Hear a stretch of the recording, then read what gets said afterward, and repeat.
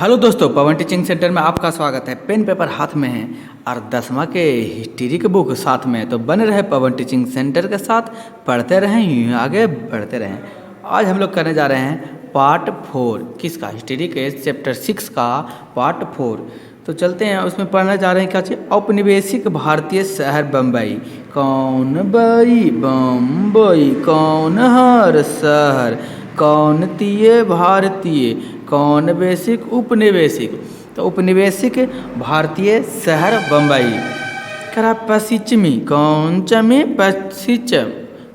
पश्चिमी यूरोपीय शहरों के विपरीत भारत में कौन कारण शहरीकरण की कौन क्रिया प्रक्रिया धीमी रही। अगर देखा जाए यूरोप के जो यूरोपीय शहर जो थे, जो विपरीत भारत के शहरीकरण में क्या था, ये धीमे धीमे यहाँ कार्य कर रहे थे या विकसित हो रहे थे।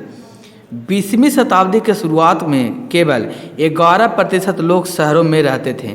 कौची के शुरुआत में, 20वीं शताब्दी के शुरुआत में मात्र बम्बई में 11% लोग शहरों में रहते थे, बाकी 89% गांव में रहा करते थे, जिनमें एक बड़ी संख्या विशाल प्रेसिडेंसी शहर में रहती थी। और एक बड़ा 11% का भी एक बड़ा संख्या कहाँ रहता था, विशाल प्रेसिडेंसी शहर में रहती थी, जो विशाल एवं बहुउपयोगी थे। ये जो बहुत बड़ा था, बहुत विशाल था, वो बहुत उपयोगी थे।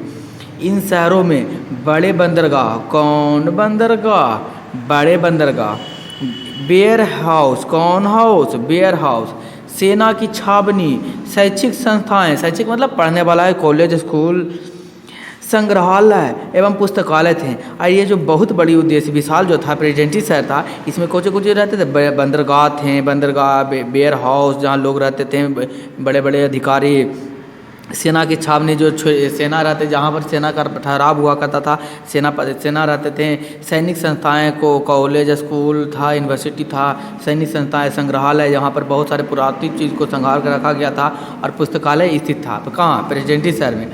बम्बई भारत का एक प्रमुख शहर था। कौन बई बम्बई, भारत का कौन शहर, एक प्रमुख शहर है। 19वीं शताब्दी के अंत तक बम्बई का विस्तार तीव्र से हुआ। कौन शताब्दी के अंत तक बात किया जा रहा है, 19वीं शताब्दी के अंत तक देखा बम्बई का विस्तार बहुत तेजी गति से होने लगा। शुरुआत में बम्बई 7 टापुओं का इलाका था। कई टापुओं का इलाका, 7 टापुओं का इलाका। क्वेश्चन पूछेगा स्टार्टिंग पीरियड में मुंबई को किस नाम से जाना जाता था, तो 7 टापुओं का इलाका के नाम से जाना जाता था। जैसे जैसे आबादी बढ़ी, इन टापुओं को एक दूसरे से जोड़ दिया गया।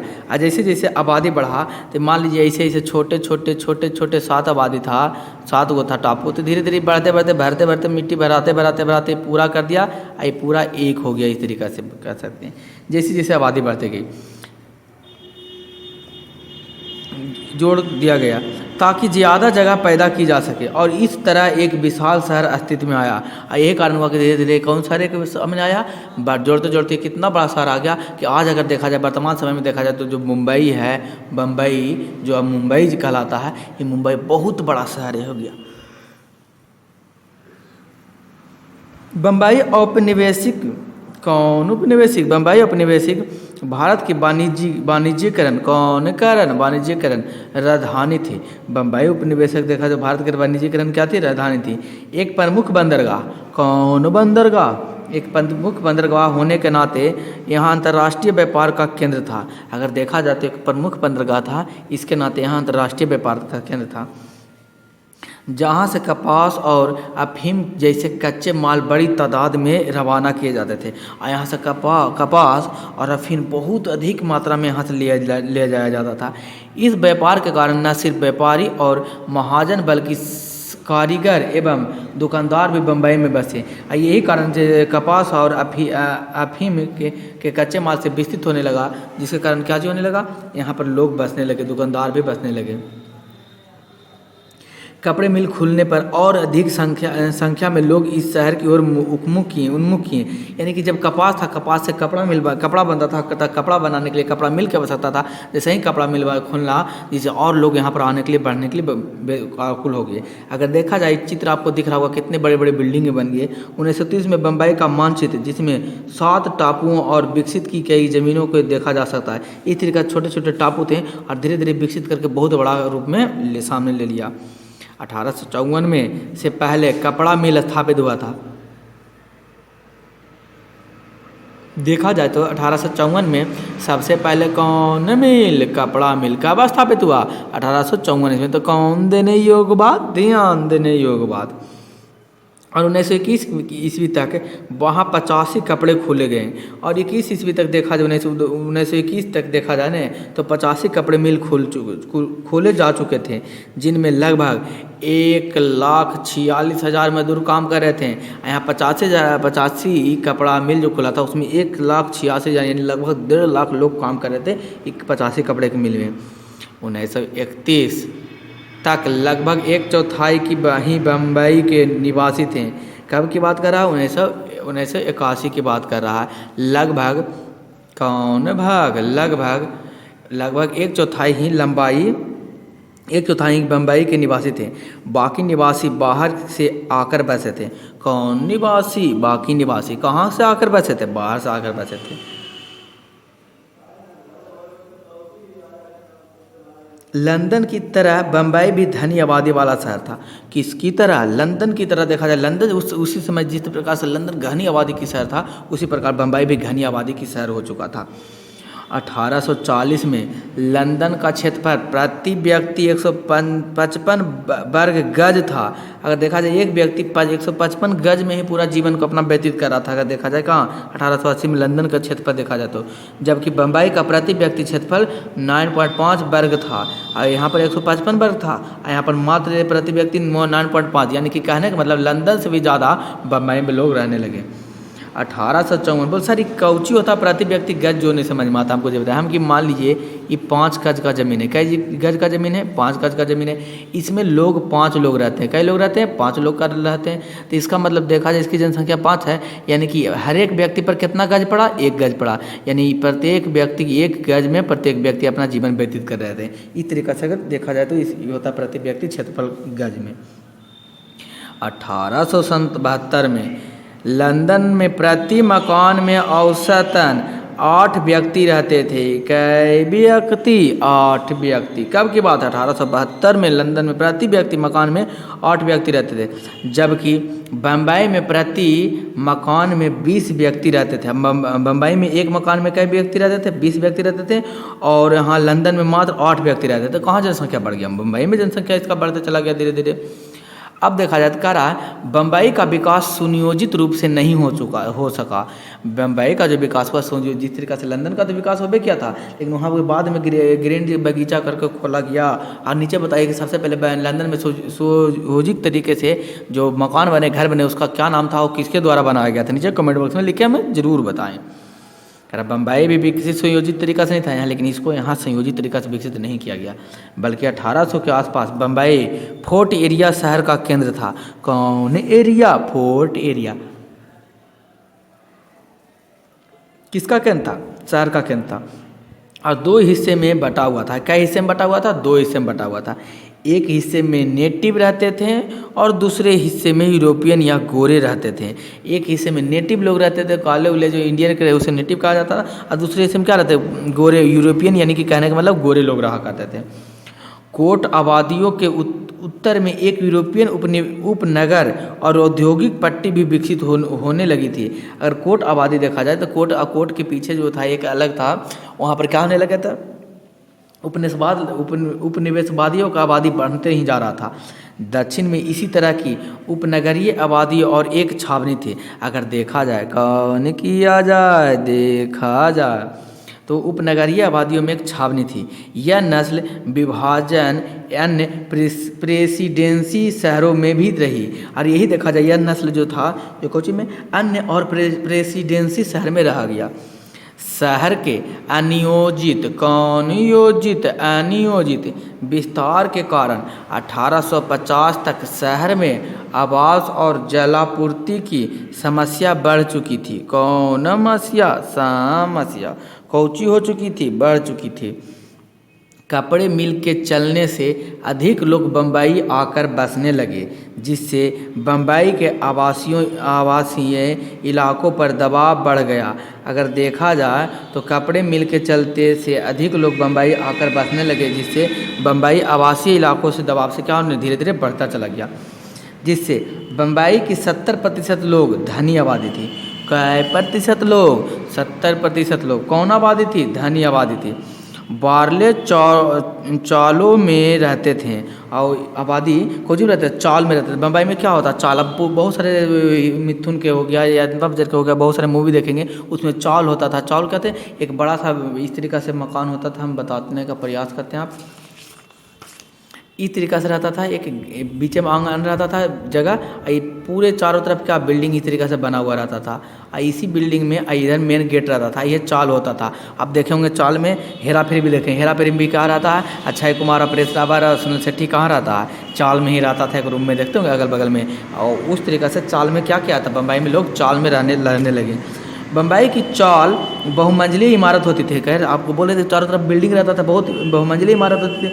लंदन एटीमेंट की तरह ये मकान भी मोटे तौर पर व्यापारी और महाजनों की निजी संपत्ति होते थे। और देखा जाए तो ये चाल जो होते थे ये भी संपत्ति वाले लोग, यानी कि जिसके पास पैसा था उन्हीं के पास रहता था। बाहर से आने वाले लोग, कौन वाले? आने वाले। कहाँ से? बाहर से आने वाले लोग को आवासीय ज़रूरत को पूरा करते थे, परंतु ये मात्रा कमरों की कतारों होती थी, जिसमें अलग शौचालय की व्यवस्था नहीं थी। जिसमें कौन शौचालय? अलग शौचालय की कौन व्यवस्था कौची होती थी? नहीं होती थी। लंदन में नगर योजना का काम सामाजिक क्रांति के भय से शुरू किया गया। कौन क्रांति? सामाजिक क्रांति के भय से कौची किया गया? शुरू किया गया। तो बम्बई में यह काम प्लेग की महामारी, किसकी महामारी? प्लेग की महामारी के डर से शुरू किया गया। कि इसी प्रकार से प्लेग इस तरीके से देख रहे चाल हुआ करता था। देखिए ज़मीन था बहुमंजिली, तल्ला पर तल्ला, 2-3 तल्ला, इस तरीक़ा से रहा करता था चाल। करा कि हमारी डर से शुरू किया। और उन्हें 1898 में city of Bombay improvement trust की स्थापना किया। कब? 1898 में सिटी ऑफ इम्प्रूवमेंट ट्रस्ट की स्थापना किया गया। और 1918 में बम्बई के मकानों के महंगे किराए को सीमित करने के लिए किराया कानून पारित किया गया। और यहाँ के किराया बढ़ते दिन ब दिन प्रति बढ़ते जा रहा था। यही कारण हुआ कि यहाँ को किराया को सीमित करने के लिए एक कानून लाया गया, किराया कानून लाया गया 1918 ईस्वी में लाया गया। परंतु इससे आवासीय समस्या समाप्त नहीं हुई। यही कारण हुआ कि इससे आवासीय समस्या समाप्त नहीं हुई। ज़मीन की कमी के कारण ही भी शहर के विस्तार से बम्बई में समस्याएं बढ़ी, जिसे दूर करने के लिए भूमि विकास परियोजना लागू की गई। यही कारण हुआ कि ज़मीन की कमी के कारण भी शहर के विस्तार में बम्बई समस्याओं को क्या किया? बढ़ी, जिसके द्वारा ही भूमि विकसित परियोजना लागू किया गया। अगर देखा जाए इस दिशा में सबसे पहली परियोजना, कौन परियोजना? पहली परियोजना कब आया? 1784 में। कौन देने योग्यवाद? ध्यान देने योग्यवाद। बम्बई के गवर्नर विलियम हॉर्नबी, कौन भी? विलियम हॉर्नबी ने उस समय विशाल तटीय दीवार बनाने के प्रस्ताव पर मंजूरी दी। कौची दी? मंजूरी दी, ताकि शहर के निचले इलाके समुद्र के पानी की चपेट में आने से बच गया। यही कारण हुआ कि इसको मंजूरी दी। बम्बई में गवर्नर विलियम हॉर्नबी आए, उसने एक तटीय दीवार खड़ा किया, जिसके कारण समुद्र के जो पानी आता था वो क्या समुद्र बम्बई शहर में घुस जाता था। अब दीवार जैसे ही खड़ा हुआ तो क्या बम्बई का पानी, जो समुद्र का पानी दीवार में अभी शहर में नहीं आ पहुँच रहा था। बोल सर बहुत देर के बाद दिखाई दिया पीली वाली डिबिया। हम देख लेते पीली वाली डिबिया। करा भूमि विकास क्या है, जिसके बारे में पहले हम लोग समझ लेते हैं। करा दलदलीय अथवा डूबी हुई जमीन को रहने को या खेती करने या किसी अन्य काम में उपयोग बनाना ही कहता भूमि विकास कहलाता था। यानी कि ऐसा ज़मीन जो दलदलीय था, वहाँ पर जो पानी से डूबा हुआ था, उसको भर के या दलदलियों को बढ़िया से करके खेती लायक या तो भूमि लायक बनाया गया, जिससे दूसरे काम यानी घर बनाने या अन्य रोड बनाना, सड़क बनाना या किसी प्रकार के सरकारी दस्तावेज को बनाना या फैक्ट्री का अस्पताल बनाना, इसी को ही क्रिया को ही क्या कहा गया? भूमि विकास कहा गया।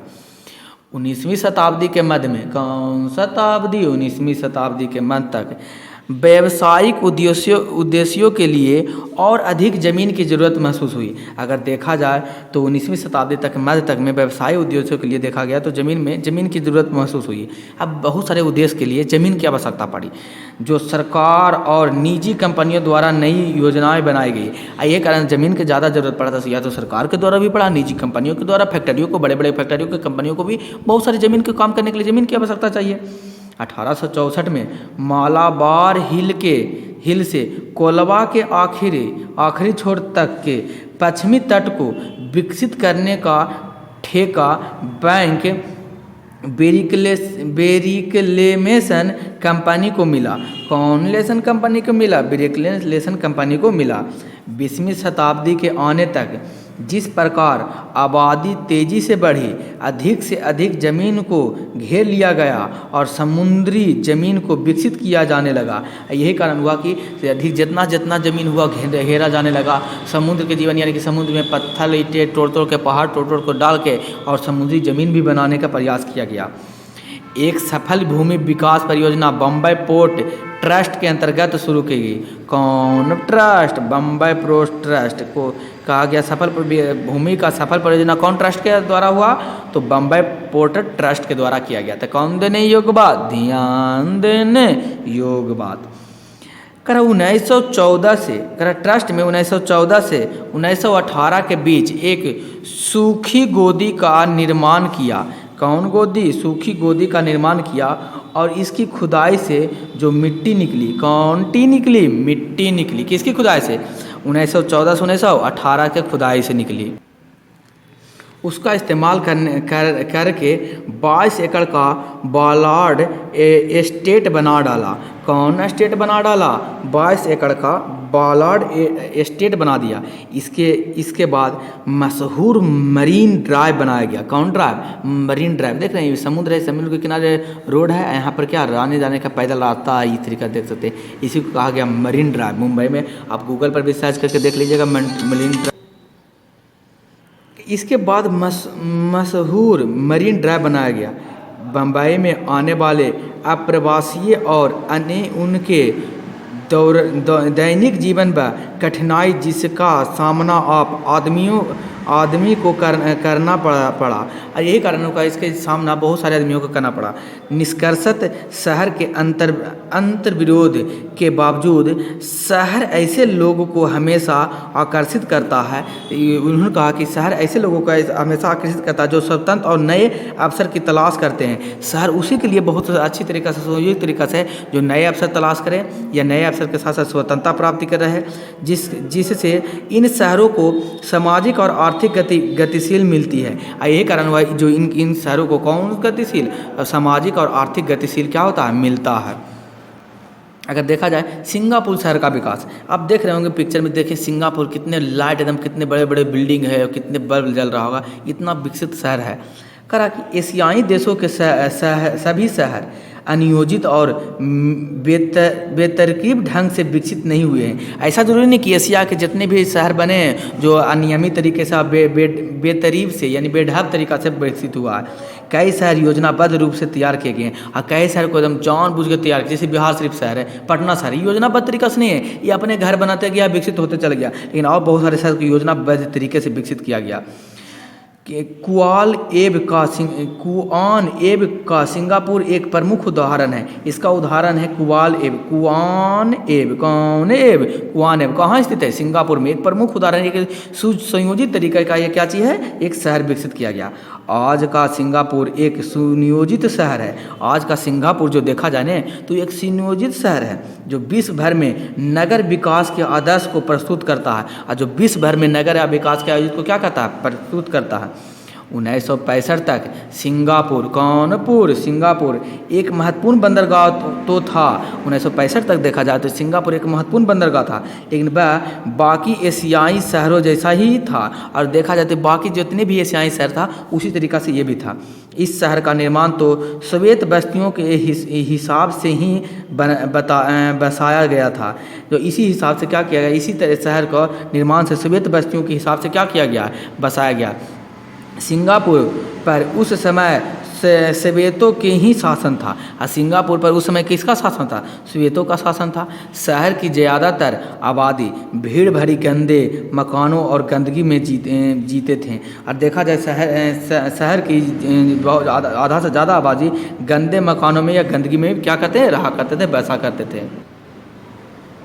1965 में पीपुल एक्शन पार्टी के अध्यक्ष ली कुआन एव, कौन 1965 की बात है, कौन पार्टी, पीपुल्स एक्टर पार्टी, यानी कि सिंगापुर में कौन सा पार्टी है, पीपुल्स एक्शन पार्टी। जिस प्रकार से भारत में बीजेपी कांग्रेस पार्टी है, उसी प्रकार से सिंगापुर में पीपुल्स एक्शन पार्टी है। कब की बात है, 1965 के बाद। इसका अध्यक्ष कौन हुआ करते थे, कुआन बेन ने के नेतृत्व में जब सिंगापुर को आज़ादी मिली तब यह विशाल आवास एवं विकास कार्यक्रम शुरू किया गया। जब ये 1965 में इसको आबादी जब मिला उस सिंगापुर को, किसके नेतृत्व में, कुआन एव के नेतृत्व में, जो इसमें हेड हुआ अध्यक्ष हुआ करते थे, किसके, पीपुल्स एक्शन पार्टी के हुआ करते थे, जिसके इस द्वीप राष्ट्र को एक नया आयाम मिला। इस द्वीप राष्ट्र को कौन सा आयाम मिला, एक नया, यानी कि एक अलग सा मला कह सकते विकसित करने का तरीका कल बदल गया। सरकार के द्वारा लगभग 86% जनता को अच्छे मकान दिए गए। और सरकार के द्वारा मकान को बनाकर लगभग 100 लोग में 86 लोग को बहुत बेहतर मकान दिया गया। अब आपके मन में आया सर और बाकी जो बच्चे हैं कितना, 14, उसको क्या किया, हमको 14 जो बचे तो खुद रईस थे, तो उनको कहाँ से दिया जाएगा। यानी कहने का मतलब बढ़िया से सिंगापुर को विकास किया गया, जिससे सरकार को इनका समर्थन प्राप्त हुआ। ऊंचे आवासीय खड़े से में हवा निकासी और सभी प्रकार की सेवाओं का इंतजाम किया गया। अब बड़े बड़े बिल्डिंग बनाया गया, हवा निकासी के लिए हवा का साधन बनाया गया, और अच्छे समर्थन सरकार के सेवाओं को इंतजाम, जितना भी प्रकार की सेवा, हॉस्पिटल की सेवा होना चाहिए, स्कूल के, कॉलेज के, यूनिवर्सिटी के, सारा सेवा उपलब्ध कराया गया, मार्केट का, बाजार का। इन इमारतों में शहर के सामाजिक जीवन को भी बदल दिया। यही इमारतें जब बने तो शहर में रहने वाले लोगों के जीवन को बदल दिया।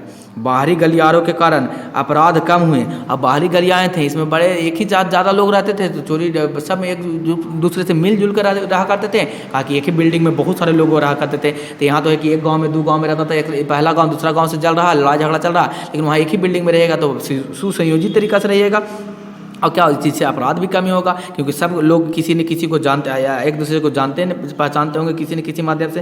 सामुदायिक कार्यक्रम के लिए इन इमारतों में खाली मंजिलें छोड़ी दी गई। और सामुदायिक कार्य के लिए जो कोई भी पार्टी फंक्शन हो उसके लिए एक खाली मंजिल छोड़ा गया, जहाँ पर आप सुयोजित तरीके से अपना कार्यक्रम करवा सकते हैं। शहर में लोग के आने पर नियंत्रण रखा गया। शहर में लोग ज़्यादा ना आवे, ज़्यादा आबादी ना आवे, इसके लिए नियंत्रण रखा गया। भारतीय, चीनी और मलय इन 3 थे। यहाँ पर रहने वाले लोग थे, भारतीय के थे, चीनी के थे और मलय के थे। देखा जाए इस प्रकार से डाटा ग्राफ को बताया गया किस तरीके से शहर को ज़्यादा घनी आबादी ना होकर उसके बावजूद भी बहुत सुयोजित तरीके से बनाया गया। यानी बैरॉन हॉसमॉन द्वारा 1850 से 1870 के बीच बनाई गई पेरिस की प्रधान सड़कों की नियोजना। इस सड़क किस प्रकार से, ज़्यादा सड़क की आबादी बना नहीं है, फिर भी इस तरीके से बनाया गया कि कम भी आबादी हो, जाम भी कम लगे, उस तरीक़ा से बनाया गया इस सड़क को। अगर देखा जाए समुदाय के बीच नस्ल सामाजिक टकरावों को रोकने के लिए सामाजिक संबंध पर भी लगातार सचेत रहने का उपाय किए गए। अगर देखा जाए समुदायों के बीच नस्ल सामाजिक को देखा जाए टकराव को होते बावजूद भी देखा जाए तो यहाँ संबंधों को लगातार लगाया गया।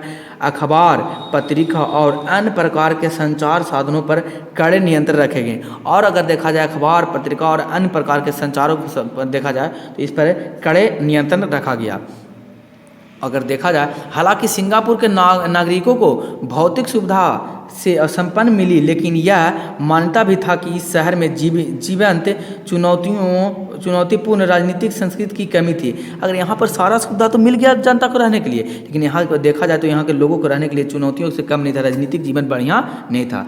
राजनीतिक जीवन मतलब नेताओं को लोग किस प्रकार से राजनीति कैसे भारत में चलता उस प्रकार से यहाँ नहीं था।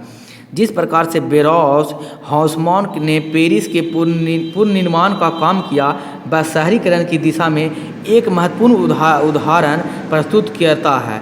देखा जाए जिस प्रकार से शहरीकरण बना गया, तो इसके कह सकते हैं एक महत्वपूर्ण उदाहरण दिया गया कि किस प्रकार से शहर को बदला भी जा सकता। शहर भर में सीधे चौड़ी सड़कें या बुलवेट्स छायादार सड़कें बनाई गई। यहाँ पर भी सीधी भी बनाई गई सड़क और चौड़ादार भी बनाया गया, और बुलवेट्स यानी छायादार वाला भी पैदल चलने वाला सीढ़ी बनाया गया। खुले मैदान बनाए गए और पेड़ पौधे बगीचे लगाए गए। यहाँ मैदान भी बनाया गया, पेड़ पौधे बगीचे भी लगाए गए। पूरे शहर में पुलिस का तैनात किया गया, पूरे शहर में पुलिस को तैनात भी किया गया। 1860 तक पेरिस के प्रत्येक जांच कामकाजी लोग में से एक निर्माण कार्य में लगे हुए थे। अगर देखा जाए 1860 तक में प्रत्येक 5 में से एक व्यक्ति ऐसा जो निर्माण कार्य में लगा हुआ था। इस पुनर्निर्माण अभियान में पेरिस के बीच रहने वाले 3,50,000 3.5 लाख लोग उजाड़ दिए गए। यहाँ पर पेरिस में जो लोग रह रहे थे 3.5 लाख, उसको उजाड़ कर हटा दिया गया। पेरिस के लिए कुछ संपन्न निवासियों को भी लगता था कि इनके शहर की दानवी रूप से बदल दिया जाएगा। इनके रहने वाले लोगों को भी लगता था कि यहाँ के लोगों को रहने वाले को भी अलग तरीक़ा से बदल दिया जाएगा। पर जल्द ही यह भावना गर्व में बदल गया। लेकिन कहा गया कि बदल दिया जाएगा, ख़राब कर दिया जाएगा, लेकिन ये भावना को उसको उल्टा साबित हुआ। उल्टा साबित होने कहने का मतलब क्या थी, ये उल्टा हुआ। इसको और दैनिक जीवन और बढ़िया से इनको मकान बना कर दे दिया गया। लेकिन भारत में क्या है, भारत में तो बताया जाता है कि आपको मकान देंगे, जिताइए, और जीतने के बाद नेता भी गायब हो जाते हैं। लेकिन सिंगापुर में ऐसा नहीं था। जीतने के बाद, मकान बनाने के बाद, मकान हटाने के बाद उनको मकान दिया गया। जब पेरिस एक ऐसी राजधानी के रूप में जाने लगा तो सिर्फ वास्तुशिल्प के लिए नहीं बल्कि सामाजिक व बौद्धिक प्रगति के लिए केंद्र के रूप में भी प्रभावशाली स्थान बना दिया गया। यहाँ देखा गया इस तरीक़ा से नहीं बनाया गया, बहुत अच्छी तरीक़ा से इसको पेरिस को भी बनाया गया, सुसंयोजित तरीक़ा से। तो आज के लिए बस हम लोग इधर लेते हैं। वीडियो हो गया, टाइम देख रहे होंगे आपको हो गया होगा। ज़्यादा टाइम नहीं कराते हैं क्योंकि इससे ज़्यादा हम आपको वीडियो अपलोड नहीं कर सकते क्योंकि नेट इतना ही भर देता है। तो आप अगर इस वीडियो को देख रहे हैं तो अंत तक देखने के लिए धन्यवाद। मैं आपको अंत में यह कहूँगा, छोटे को प्यार करें, बड़े को सम्मान करें, अपना व्यक्तित्व इस तरीक़ा से कायम रखें कि आपके साथ रह रही स्त्री भी सुरक्षित महसूस कर सके। अंत तक आपका वीडियो देखने के धन्यवाद। बने रहे पवन टीचिंग सेंटर के साथ, पढ़ते रहें, यूँ आगे बढ़ते रहें।